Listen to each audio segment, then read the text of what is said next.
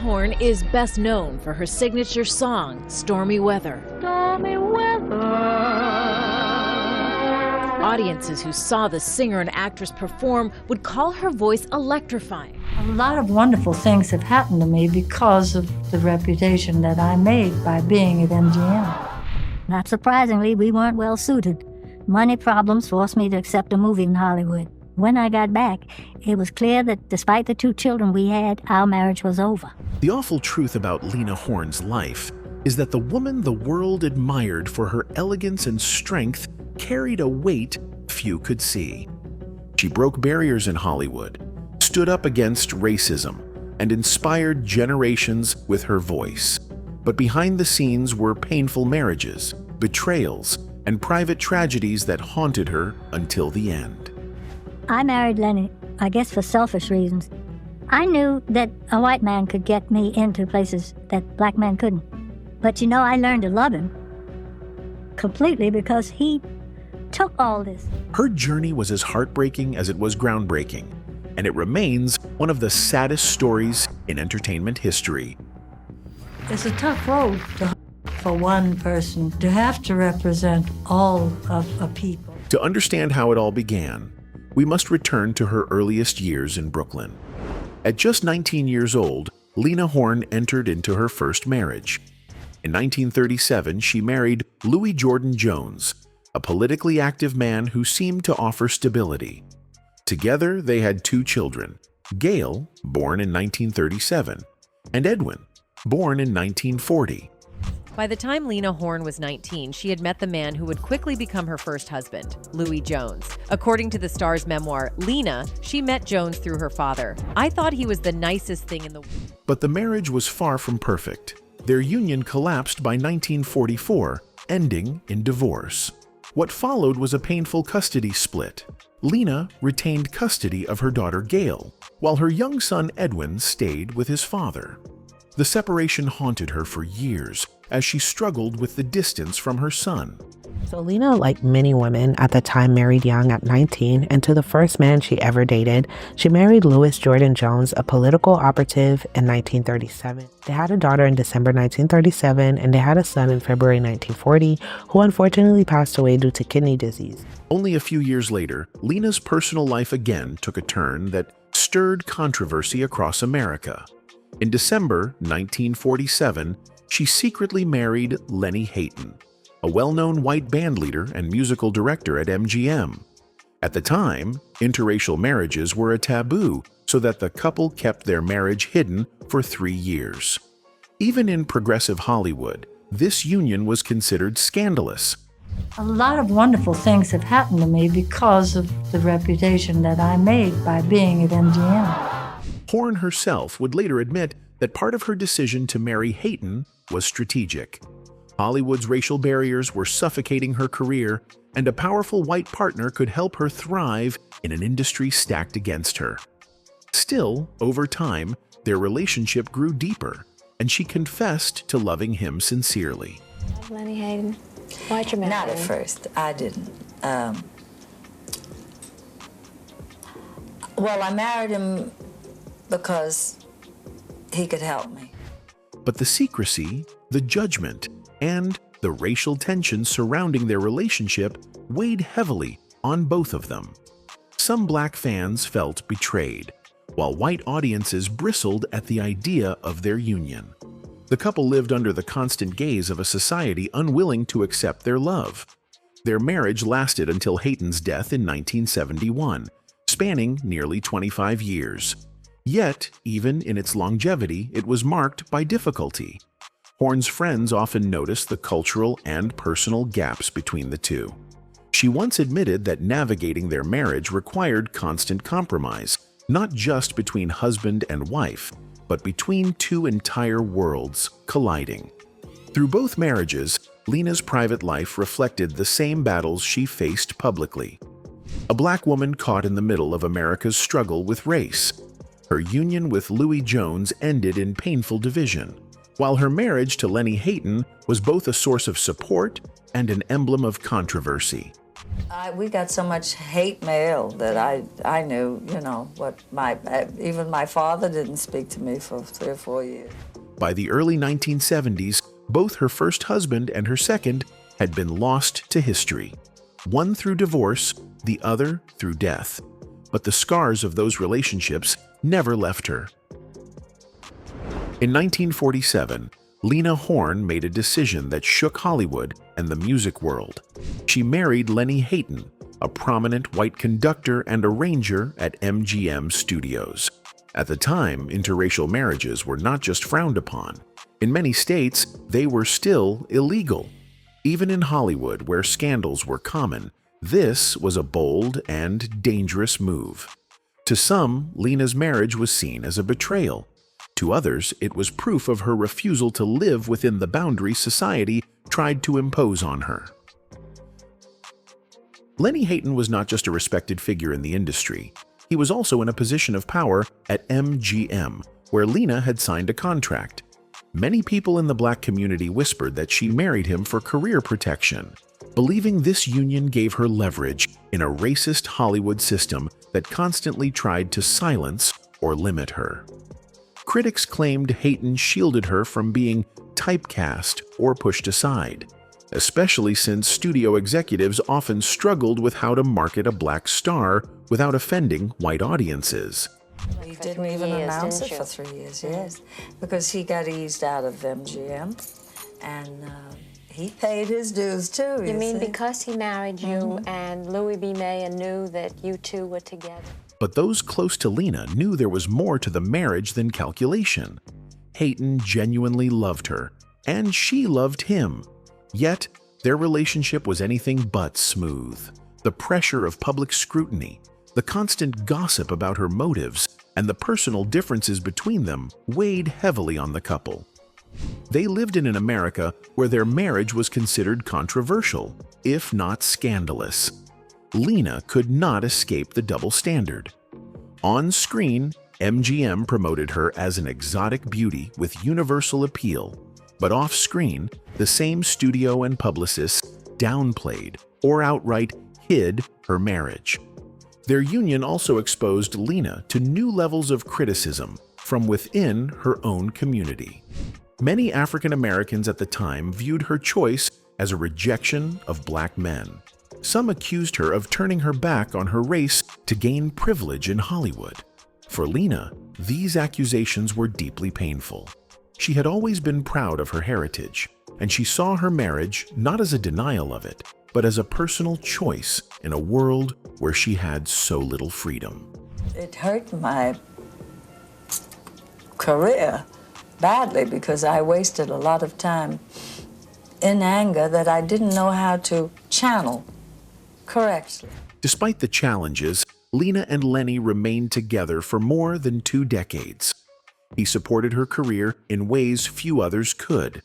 Behind the scenes, he arranged music, guided her performances, and offered her stability during a time when racism made everything uncertain.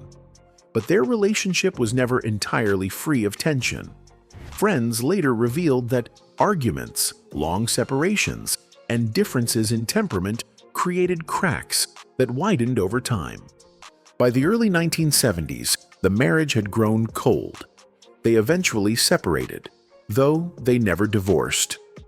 Their union had lasted nearly 25 years, longer than most predicted, but it left Lena weary. The marriage had helped her thrive in a hostile industry, yet it had also forced her to live under constant judgment from Hollywood executives, the public, and even her own community.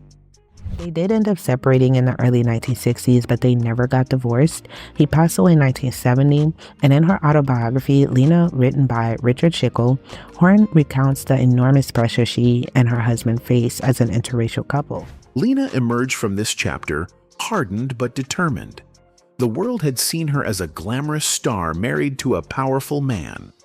Few realized the loneliness and isolation that came with it. Lena Horne's public image was one of elegance and strength, but behind the spotlight, her role as a mother brought both joy and heartbreak. She had 2 children with her first husband, Louis Jones, a daughter, Gail, born in 1937, and a son, Edwin, born in 1940. From the start, Lena struggled to balance motherhood with the demanding life of an entertainer. The relentless schedule of performances, recordings, and film appearances meant long stretches away from her children.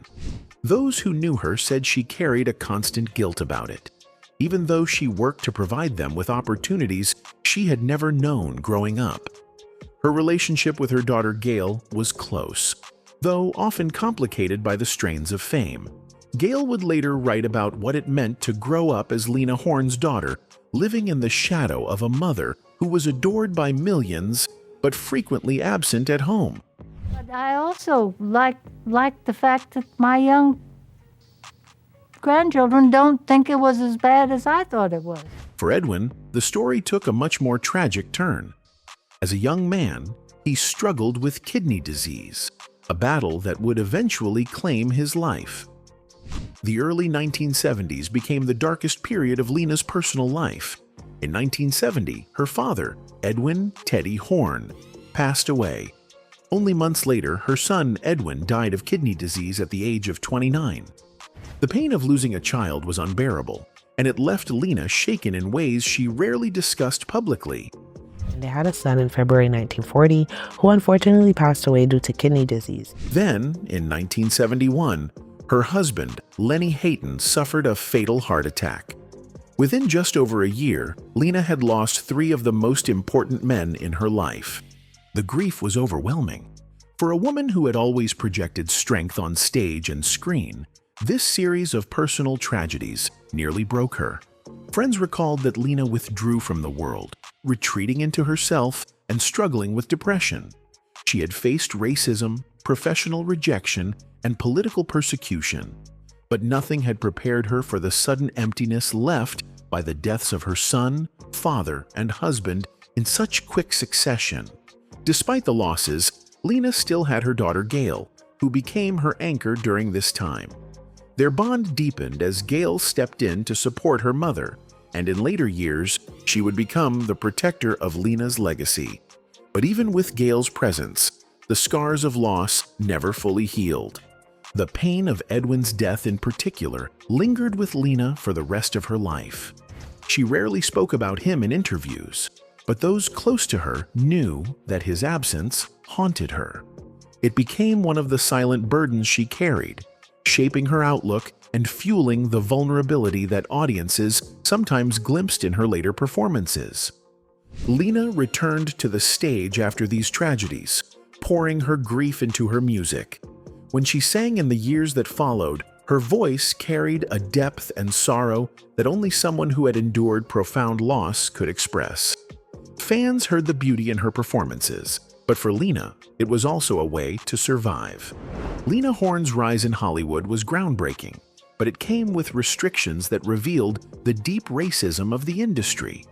Despite her undeniable talent, MGM and other studios often limited her roles to small performances that could be easily cut when films were shown in the South. Instead of starring roles, she was usually featured as a nightclub singer, placed in scenes that didn't affect the storyline. This way, her appearances could be removed without disrupting the film, a stark reminder of how Hollywood treated black performers in the 1940s. Lena herself resisted these stereotypes. She refused to play roles as a maid or servant, the types of characters that were commonly offered to black actresses at the time. While this decision protected her dignity, it also limited her opportunities. Other black actors who accepted those roles worked more steadily, while Lena's refusal left her caught between artistic pride and career stagnation. She became both admired and criticized for taking such a strong stand. Adding to the difficulty was the issue of her appearance.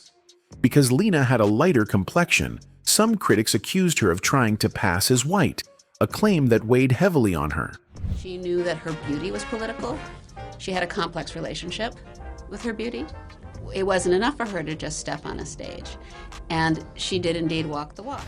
Within Hollywood, her looks were sometimes used to make her appear exotic rather than African American. To the public, she was trapped between two worlds, too black to be fully accepted by mainstream Hollywood, yet too light-skinned for some in the black community to see her as representing them.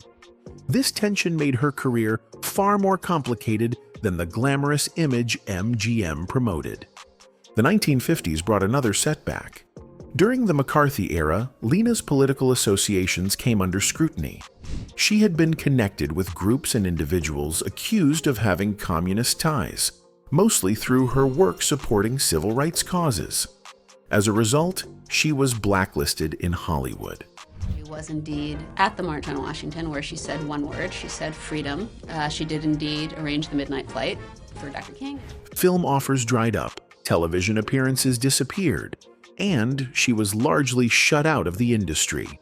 For a time, her only consistent work came from performing in nightclubs and on stage. While some stars faded under this kind of pressure, Lena used it to carve out a new path. Her nightclub acts became legendary, especially her long-running engagement at Cafe Society in New York. On stage, she had more freedom than Hollywood ever allowed, and she built a reputation as a singer who combined glamour with political awareness. Still, the blacklist years took a toll, forcing her to rebuild a career that had already been hard-won. I do not want to be in the movies. I left a job I loved in New York at Cafe Society. Even as her career revived, Lena continued to face personal and professional challenges. The losses of her family members in the early 1970s only deepened the weight she carried. Yet, she never fully abandoned the stage. Performances became not just her livelihood, but also her outlet, a way to express pain, pride, and dedication all at once. By the 1980s, Lena experienced a resurgence with her Broadway show, Lena Horne, the Lady and Her Music, which earned her a Tony Award. The triumph was a powerful reminder of her artistry, but it also highlighted the long struggle it had taken for her to reach a place of recognition without compromise. Tony Awards Nominations Administration Committee has voted a special award to the dazzling Lena Horne. While Lena Horne's career placed her under the bright lights of Hollywood and Broadway, her voice carried far beyond the stage. From the 1940s onward, she was deeply involved in the civil rights struggle, often using her fame to draw attention to issues many entertainers avoided. Unlike some stars who stayed silent to protect their careers, Lena put herself at risk by speaking out, even when it brought professional consequences. And to have to represent all of a people is a tough road to hoe. Her activism started with personal experiences. On tours with the USO during World War II, she noticed how black soldiers were treated compared to their white counterparts.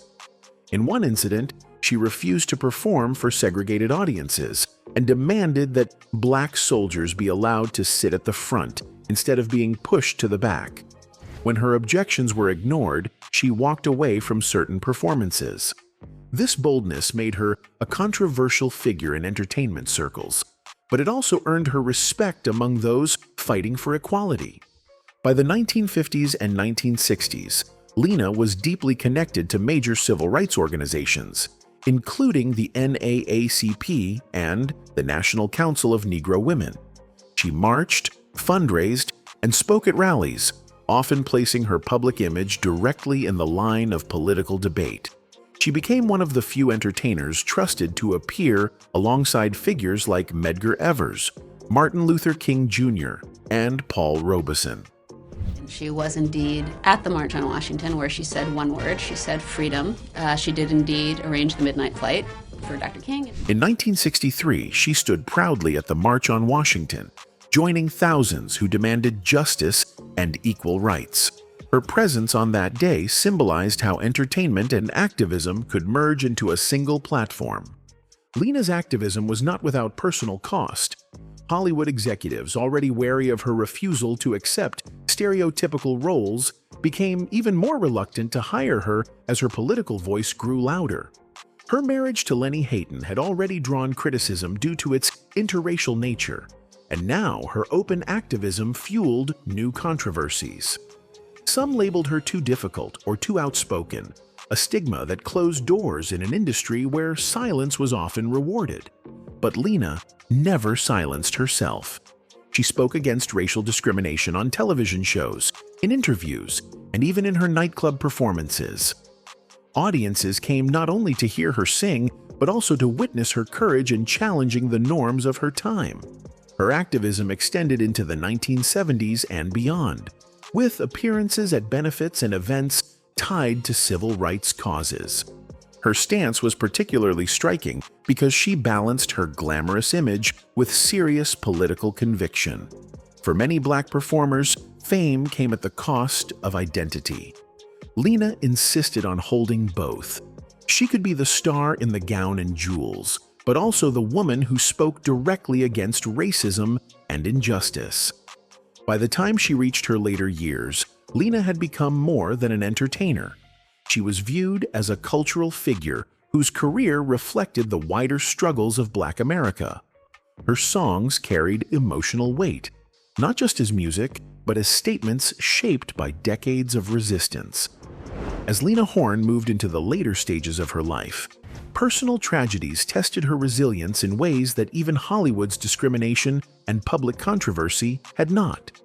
The early 1970s marked a devastating period when, within just over a year, she lost 3 of the closest men in her life. Her father, Edwin Teddy Horne, passed away in 1971. Not long after, her son Edwin, who had been living with health complications for years, died from kidney disease. Then, in 1971, her husband of nearly 25 years, Lennie Hayton, suffered a fatal heart attack. Each death left her shaken, but the loss of her son struck her with a pain she carried silently for the rest of her days. Despite her grief, Lena refused to retreat from the public eye. She leaned into her work as both therapy and purpose, returning to the stage where she had first built her reputation. Through performance, she found a way to channel the sorrow into expression. Yet, behind the spotlight, she was a mother grieving a child, a widow reflecting on a complicated marriage, and a woman trying to hold on to the fragments of family left around her. Her Broadway comeback in 1981, Lena Horne, The Lady and Her Music, was both a professional triumph and a personal act of survival. The one-woman show earned her a Tony Award and multiple Grammy wins when it was recorded, reminding the world that Lena Horne was still a force. Night after night, she stood on stage singing through memories of loss and resilience, her voice carrying the weight of decades. Audiences didn't just see a glamorous legend, they saw a survivor who had endured storms that few could imagine. You for me, dear, only 240, dear. Even as she celebrated career success in her later years, Lena faced health struggles. She lived with heart problems and became increasingly private, retreating from the spotlight she had fought so hard to command. By the 1990s, her public appearances grew rare. She turned inward, spending time with her family, including her beloved daughter Gail, who remained a steady presence throughout her life. Friends later recalled how Lena preferred quiet evenings at home, surrounded by photographs, letters, and music that kept her connected to both her triumphs and her deepest losses. On May 9, 2010, Lena Horne passed away at New York Presbyterian Hospital at the age of 92. Lena Horne, the enchanting blues and jazz singer and actress, has died. News of her death spread quickly, sparking tributes from across the world. Newspapers, television networks, and fellow performers reflected on the groundbreaking career and difficult life of a woman who had defied stereotypes, stood against racism, and built a legacy in both music and activism. Her funeral drew notable figures, from entertainers to civil rights leaders, all acknowledging that Lena Horne had been more than just a star.